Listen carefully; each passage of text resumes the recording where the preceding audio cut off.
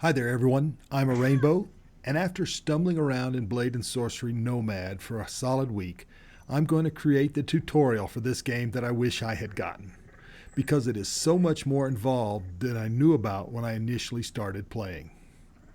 I thought this was just another hack and slash gorefest type game. If you just scratch the surface, that's all it appears to be, but once you learn some key mechanics, it becomes so much more fun. I'm going to show you these key concepts, how to use them, then provide some in-game demonstration on how much more fun the game is once you learn these things. You've got 4 weapon holders on your avatar, 2 on your back and 1 on each hip. First thing you need to do is get rid of the lame knife they give you and pick up the small red bottle on the table in the house. This is a healing potion and you're going to need it. Now I'm going to talk about the Force. Yes, I said it. Just like a Jedi, you have the power to move things with your mind. This is telekinesis, but half of you can't say it, let alone know what the heck I'm talking about. If I say use the Force, you know what I'm doing. Here's how it works. Roll your hand palm down, then move it over any object. If you see the swirl symbol, you can move it with the Force. Pull the lower trigger on your controller to affect the object. While you hold the lower trigger, it will act like you're holding on to it. The heavier it is, the more lag is involved. Rotate your hand and you'll see the object respond like you're actually holding it. When used on a weapon, you're able to wield it without actually holding on to it. If you want to pull it to you, squeeze the upper trigger on your controller. The Force works on objects and on people, so you can use it to help you defeat enemies.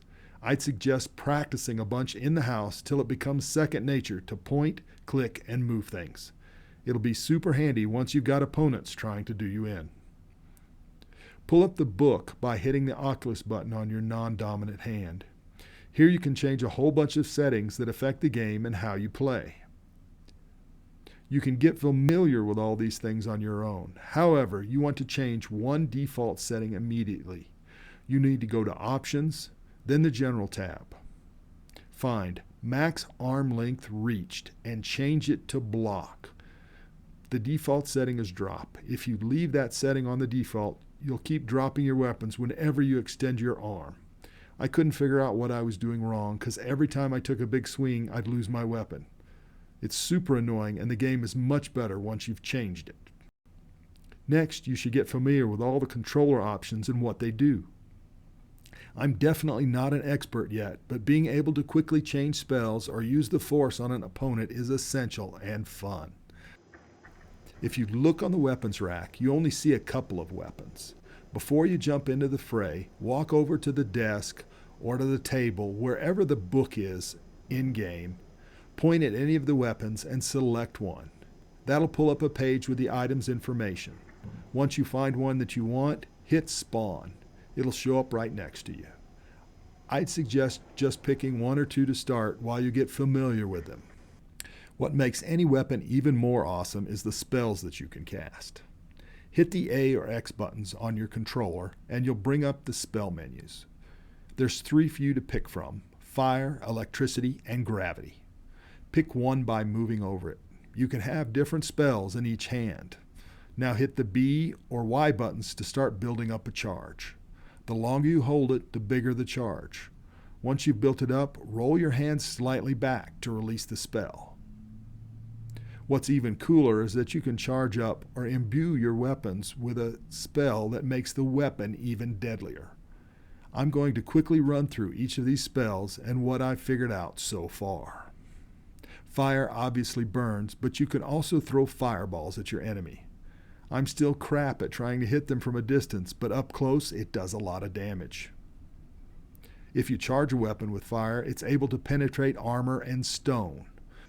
I found out the second one the hard way when I embedded my mace into a rock. Electricity will let you zap opponents with an arcing effect that will momentarily stun them or even leave them twitching, depending on how much they get hit with. It's particularly effective on multiple targets wearing armor.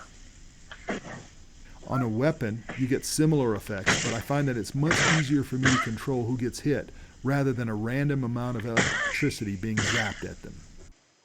My absolute favorite spell to use is Gravity. It's multi-purpose and works well with your force powers, so that one enhances the other. You can use it to knock back opponents to buy you some time. If you catch them in midair, you can send them flying. It's usually enough to take them out, but if you really want to be sure, blast them off the edge of a building or a bridge. That's always fun. When used on a weapon, the weapon becomes easier to swing. Make big and two-handed weapons much faster. You can let go of a charged weapon, it will just float until you pull it back to you. If you hit any object or adversary with a gravity-charged weapon, they'll become untethered and easy to hit or fling off a bridge. I really do like tossing them over the bridge. I must be evil. Gravity has a super special effect that I completely lucked into when I got both my hands too close together while I was casting. The gravity balls combine into a massive gravity wave that affects everything and everyone inside of it. Use it against multiple opponents and they're easy pickings.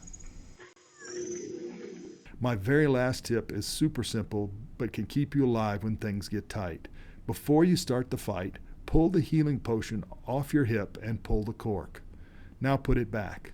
The cork will stay off, but you won't waste time trying to pull the cork during the middle of a fight.